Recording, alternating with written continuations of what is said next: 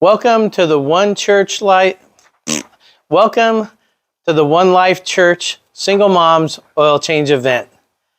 I'm Rick, and I am a happy member of One Life. If you have not watched the overall video of what's going to happen, please do so. And we will also have a video that's going to talk about the oil change itself. But today we're going to talk about the worksheet or the inspection that we're doing. So first of all, I want to say there's a couple of things that would be wise for you to have. One is absolutely a flashlight. Second would be something to lay on, either a piece of carpet, cardboard, or a creeper if you have that. We will have a few of these inspection mirrors available, so if you do use them, please just borrow them and put them back so somebody else can use them as well. So first of all, we're going to ask you to put your name on this sheet. That way, if there's any questions about the inspection, we can come back and find you and talk to you. The first thing we're going to do is we're going to check the oil level. The reason we do that before we do the oil change is because if it's a little bit low, we do want to counsel the mom to keep an eye on her oil level so she doesn't do damage to her engine. Secondly, we're just going to note if there's any warning lights on the dash. Next, we're going to take a look at the hoses. And hoses, when you inspect them, hoses tend to deteriorate from the inside out, and they tend to deteriorate about 2 inches from the clamp. And the upper hoses tend to deteriorate more than the lowers because oxygen, the presence of oxygen aggravates the deterioration process. So we'll squeeze them and listen for any crackling or feeling any brokenness inside of them, and then we will visually look at them for any leaks or issues that we see. We're going to check the fluid in the cooling system, also known as radiator fluid or antifreeze. We have two types of systems. If it's what's called a surge tank system, which is where the tank has multiple hoses hooked to it and it has a pressure cap attached, we simply can shine a light behind it, look through it, and see what the level is there. If it's not, if it has a tank that only has one little hose going to it and it just has like a flip cap or something like that that's not pressurized, then we're going to have to check it at the radiator. This would be a good time to wait to check that until you're done with the oil change and everything so the car has a chance to cool down. Do not open any pressure caps when the engine's hot and the hose is very stiff so it's under pressure because you can get injured. And so we're going to check the fluid on that type of system at the radiator, make sure it's full. We're next going to check all the exterior lights. Quite simply, I'll give you a little tip. On the turn signals, if you turn them and they flash at the right rate, the bulbs are good. You don't even have to look at them. But we'll check all the lights. We're going to just take a quick peek at the wiper blades in the windshield.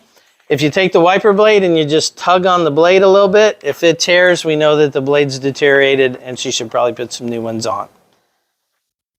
Next, we're going to actually stress test the battery. We don't want her to be in a parking lot in the next few days and the car won't start. Many of you have experienced a battery that fails like in an instant. So we're simply going to start the car, shut it off, start the car, shut it off 10 to 12 times. It should start normally in all those times. If it starts to start slow or doesn't start at all, then we know we need to talk to her about her battery issue. The battery terminals, we're going to grab a hold of them and try to twist them. We're going to look at them and see if there's like a science project growing on them or some corrosion that needs to be taken care of. Then we're going to look at the belts and pulleys. On a serpentine belt, the general rule of thumb is they will normally have some cracks in them, but more than 4 cracks per inch is usually when they're determined to be aged and probably should be replaced at that point. We'll pull the air filter, take a quick look at that. That's a judgment call. On the air filter, if it's completely torn or we have a problem with the box and we're breathing in air that is not filtered, we want to mark that red. If it's just dirty, we'll mark it yellow. And if it looks great, we're going to mark it green.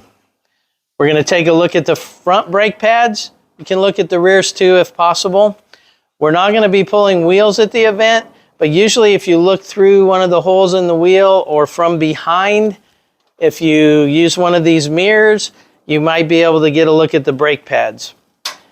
Brake pads, we're going to mark red at 2 or 3 millimeters or 3 millimeters or less. At 4 millimeters, they'll be yellow, and at 5 millimeters and above, they'll be green. What I do is when I peek through there and I look at those brake pads, I, in my mind, stack nickels together. Nickels are 2 millimeters a piece, and so if I have 3 of them, then the brake pads are 6 millimeters. Hope that's helpful. Then we're going to take a look at the tires for any major wear or any damage of any sort. And this is where the quality control folks can help out too, because if it's in quality control and we check the tires and one of them is significantly lower than the others, we need to suggest the mom get that tire checked for some sort of a leak.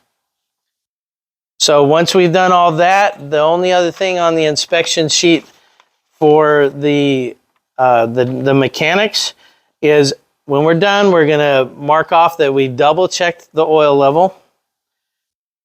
We're going to reset the maintenance reminder light. Your best friend there is Google. Second best friend is one of the mechanics that's a professional that's volunteering who's done a lot of oil changes. And third, we will have somebody with a scanner that's a little bit more time consuming, but that will either tell us how to do it or we might be able to do it with the scanner itself. We're going to make sure, we're going to double check that drain plug, make sure it's tight, the filter's tight, the oil cap's tight, and that radiator cap is secure and tight on the car. And there's room for any additional notes you might have there. So that's the general inspection. And if you have any questions, feel free to ask anybody who's been to the event before. But I want you to know this is just so important to the mom. Having the knowledge of what's going on with their car is probably the biggest thing we give her at this event. It gives her some sense of security. So please try to be very clear on it. There's green, yellow, and red boxes. Make sure your notes are clear. As much as possible, let's make her feel good about the car. So if you're not sure if something's got troubles or not, ask somebody, because if we can mark it green, we would like to. So thanks for taking the time to do this right. And we look forward to seeing you at the event. Please watch the other 2 videos, and we'll see you there. Shalom to you.